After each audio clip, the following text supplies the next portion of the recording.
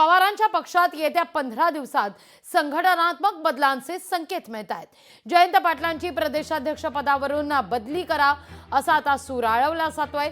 नवा तरुण प्रदेशाध्यक्ष नेमण्याची पदाधिकाऱ्यांनी विनंती केली आहे। पक्षातील प्रमुख पदांवर बदल करा असं म्हटलं जात आहे।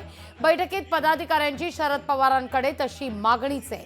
मराठा व्यतिरिक्त तसंच वेळ देणारा प्रदेशाध्यक्ष असावा असा सूर पदाधिकाऱ्यांकडून आळवला जातोय।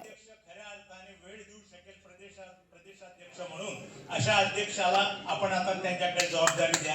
याचा अर्थ जयंत पाटील साहेब वेळ देत नव्हते असं अजिबात नाही, परंतु नवीन तरुणाला आता संधी द्या ही विनंती करतो। आमचं सगळ्यांचं मत असं आहे की कुठे ना कुठेतरी आता हे जे सगळे फ्रंटल सेल आहेत त्याच्यामध्ये काहींची जबाबदारी ही बदलली पाहिजे, काहींना प्रमोशन दिलं पाहिजे। माझं एक मत आहे की संघटनेमध्ये गेल्या 10-15 वर्षामध्ये ज्या व्यक्तीने काम केलेलं आहे आणि ह्या सर्व मोठ्या नेत्यांबरोबर केलंय, पवार साहेबांच्या मार्गदर्शनाखाली केलेलं आहे, अशा एका व्यक्तीला जी कुठली जबाबदारी आहे आणि ह्या सगळ्या नेत्यांनी यांना मार्गदर्शन करून अख्ख्या देशामध्ये कुठेतरी लक्ष देण्याची जरूरत आहे।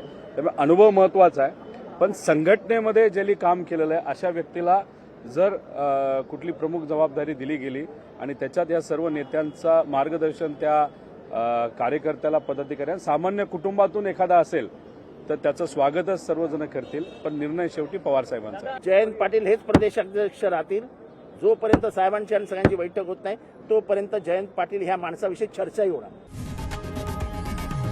लोकशाही मराठी ऐका, पहा, जागरूक रहा।